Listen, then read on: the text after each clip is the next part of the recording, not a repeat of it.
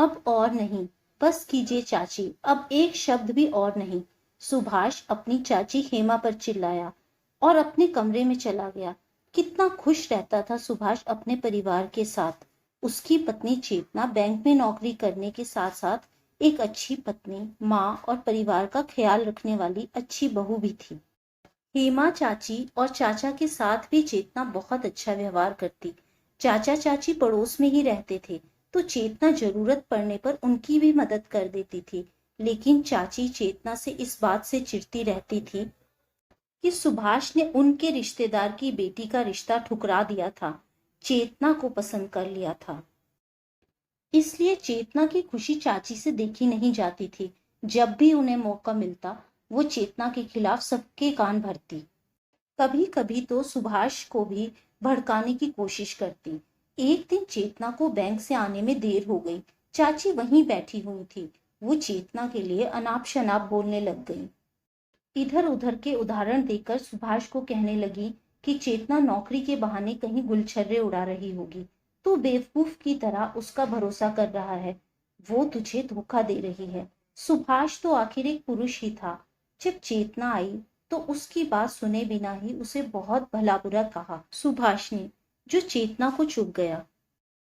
चेतना उसी समय बेटे को लेकर घर छोड़कर चली गई। बात इतनी बढ़ गई कि तलाक तक पहुंच गई। सुभाष को तब अपनी गलती का एहसास हुआ और वो खुद को कोसने लगा कि इतना समझदार होकर भी वो कान का कच्चा कैसे हो गया। क्यों वो चाची की बातों में आ गया, क्यों उसने चेतना की बात नहीं मानी। सोचकर उसे रोना आ रहा था। कुछ समय बाद सुभाष के माफी मांगने पर अपने बेटे की खातिर चेतना घर वापस आ गई। चाची अब भी चेतना की शिकायत करने से बाज नहीं आती थी।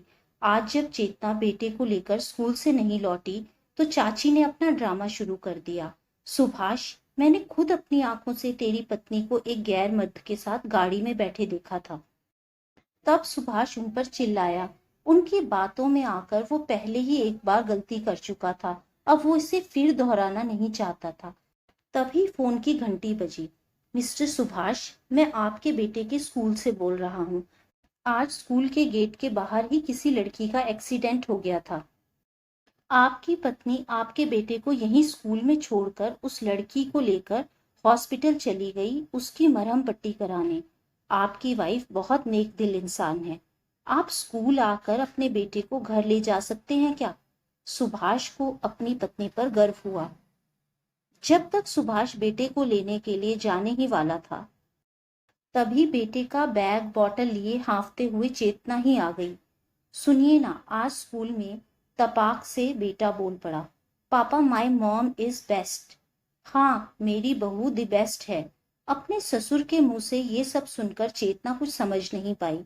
उसने सुभाष की ओर देखा, जो उसे ही निहार रहा था, जैसे वो कह रहा हो, हमें सब पता है।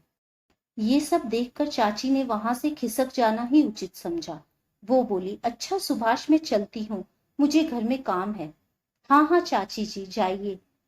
अब यहाँ कान का कच्चा कोई भी नहीं है। अब आपकी बातों का कोई असर नहीं होने वाला किसी पर भी। ये सुनकर सभी हंसने लगे। तो दोस्तों, उम्मीद है आपको आज की ये कहानी पसंद आई होगी। कहानी पसंद आई हो तो वीडियो को लाइक करें, चैनल को सब्सक्राइब करें, ताकि आने वाली कहानियां आप तक पहुंचती रहें। Thank you friends.